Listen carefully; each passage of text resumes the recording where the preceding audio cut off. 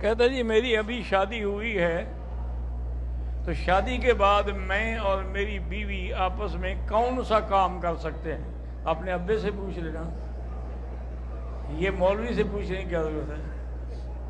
یہ تم اپنے باپ سے پوچھنا کہ تم میری ماں کے ساتھ کیا کرتے رہے ہو۔ اللہ کے بندے، ایک بچوں والی بات ہے کہ تم بیوی کے ساتھ کیا کر سکتے ہو۔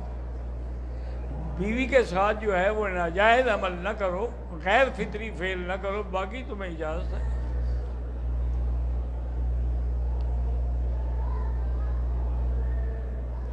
اگر بیوی سے بات کرتے ہوئے سفید پانی گاڑھا سا خارج ہوتا ہے تو غسل تو نہیں ہوتا اس پر، لیکن وضو کرنا پڑتا ہے۔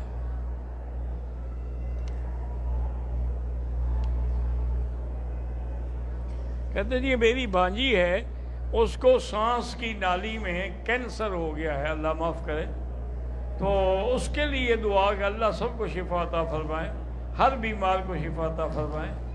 لیکن ایک بات یاد رکھیں کہ اللہ کے قرآن کی ایک آیت ہے، سورۃ النجم کی آخری آیت ہے، لیس لہا من دون اللہ کاشفہ۔ یہ آیت جو ہے اس کے دو طریقے ہیں، یا تو ایک ہی دفعہ 1001 دفعہ پڑھ کے پانی پہ دم کر کے رکھ دیں، یا ہر نماز کے بعد 100 دفعہ پڑھ لیا کریں اور پانی پہ دم کر کے اسی کو پلائیں۔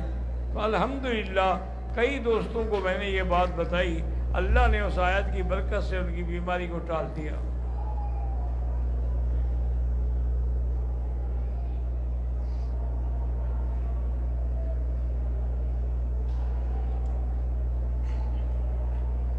کہتا جی کہ میرے والد کا مجھے بہت شوق تھا کہ میری شادی کو دیکھتے، لیکن اللہ کی شان ہے کہ وہ میری شادی سے پہلے فوت ہو گئے، اللہ کو پیارے ہو گئے، میری شادی بعد میں ہوئی۔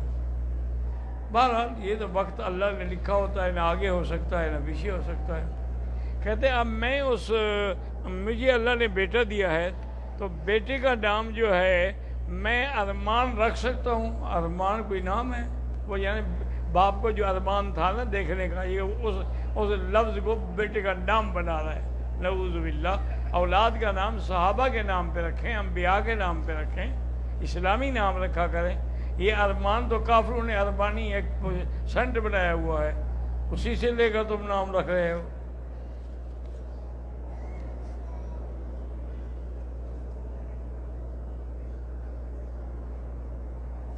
کہتے ہیں جی کہ پاکستان سے ہمارا تعلق ہے، کسی بندے نے ہم پہ کالا جادو کیا ہے، کیسے پتہ چلے گا؟ جب تمہیں پتہ نہیں چلے گا تو ہمیں کیسے پتہ چلے گا؟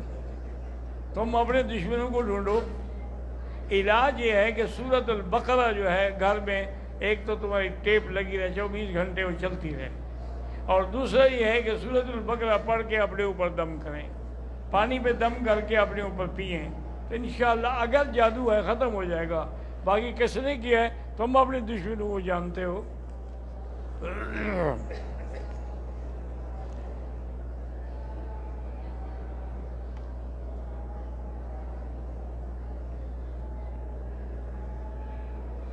کہتا جی کہ ایک آدمی نے پہلے اپنی بیوی کو 1 طلاق دی تھی فون پہ، ٹھیک ہے، بعد میں اس نے 3 طلاقیں دی، اب تو پکی 3 ہو گئی نا۔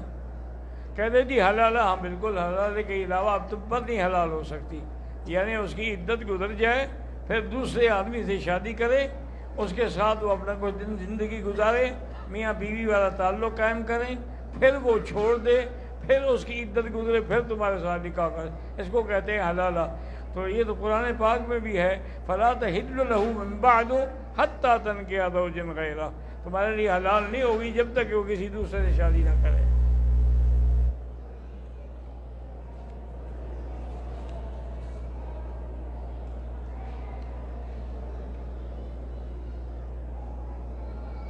میری خالہ کی شادی کو 5 سال ہو گئے ہیں، لیکن اس کے گھر والے کو اچھا برتاؤ نہیں کرتے۔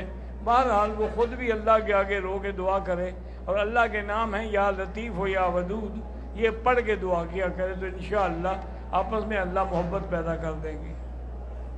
یہ میرا بھائی ہے جن احرام جن نے باندھا ہوا ہے نا، آپ کی ناف نظر آ رہی ہے، نہ نماز ہوگی، نہ آپ کا طواف ہوگا، نہ عمرہ ہوگا۔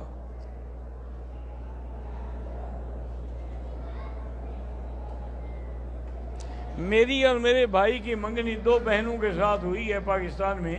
میرا تعلق ایک متوسط طبقے سے ہے. میرا سسر کہتا ہے کہ پہلے مکان بنوائیں بعد میں شادی آپ کی ہوگی. بہرحال اللہ آپ کے لیے آسان کر دے, اللہ سے دعائیں مانگیں, ورنہ آپ شادی سے پہلے ان کو کہتے ہیں نا کہ آپ نے اگر لکھ کے دیا ہے تو پھر جب اللہ اس کو توفیق دیا بنا دیں, کوشش کریں, نیت کر لیں, اللہ آسانی کر دے گا.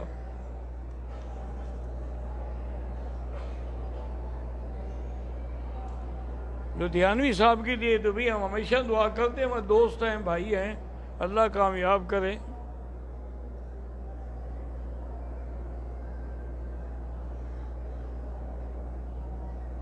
بہرحال میری پتہ ہے کہ جی خالہ آئی ہے عمرے کے لیے, اس نے عمرے کے دوران رکن یمانی کو چوما ہے.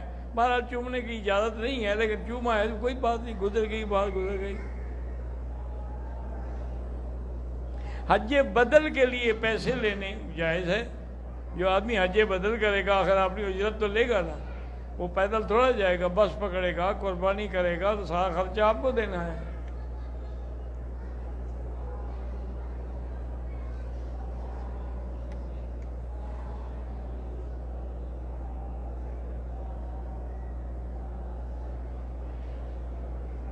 کہتے ہیں جی کہ آج کل کے کچھ مولوی ہے وہ کہتے ہیں کہ مولوی صاحبان صرف نماز, روزہ, زکوٰۃ, حج کو لے کے بیٹھے ہوئے ہیں اور مسائل کے بارے میں نہیں دخل. بھئی ہم نے تو یہی سوچا ہے کہ اسلام کی بنیاد یہی مسائل ہیں. بنی الاسلام علی خمس, حضور نے فرمایا اسلام کی بنیاد 5 چیزوں پہ ہے.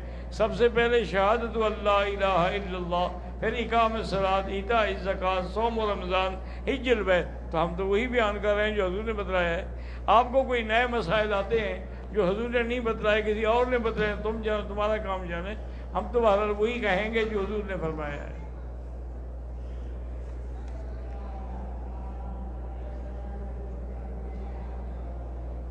اگر کوئی آدمی عمرے کے لیے آیا ہے اور اب زیارت کرنے کے لیے طائف جاتا ہے تو طائف میقات ہے, واپسی بھی احرام باندھنا ہوگا. نہیں باندھے گا تو حنفی مسلک میں تو دم پڑ جائے گی.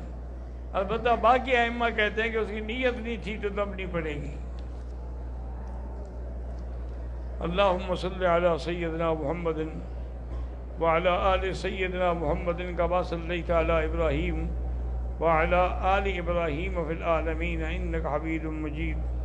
یا حی یا قیوم برحمتک استغیث, یا حی یا قیوم برحمتک استغیث, یا حی یا قیوم برحمتک استغیث, یا غیاث المستغیثین اغثنا, علیک توکلنا و الیک انبنا. اللہم لا تجعل مصیبتنا فی دیننا ولا تجعل الدنیا اکبر ہمنا ولا مبلغ علمنا. اللہم لا تسلط علینا بذنوبنا من لا یخافک فینا ولا یرحمنا. یا اللہ تمام آنے والوں کی حاضری قبول فرما. یا اللہ عمرے والوں کے عمرے قبول فرما, حج والوں کے لیے حج آسان فرما دے. یا الہ العالمین ہمیں حرمین کا صحیح طریقے سے ادب نصیب فرما, ہمیں قرآن پاک پر عمل کرنے کی توفیق عطا فرما. یا الہ العالمین ہمیں مانگنا بھی نہیں آتا, بغیر مانگے عطا فرما. ربنا ظلمنا انفسنا ان لم تغفر لنا وترحمنا لنكونن من الخاسرین. اللہم استرنا بسترک الجمیل, اللہم استر عوراتنا, آمن روآتنا, خفف لوآتنا.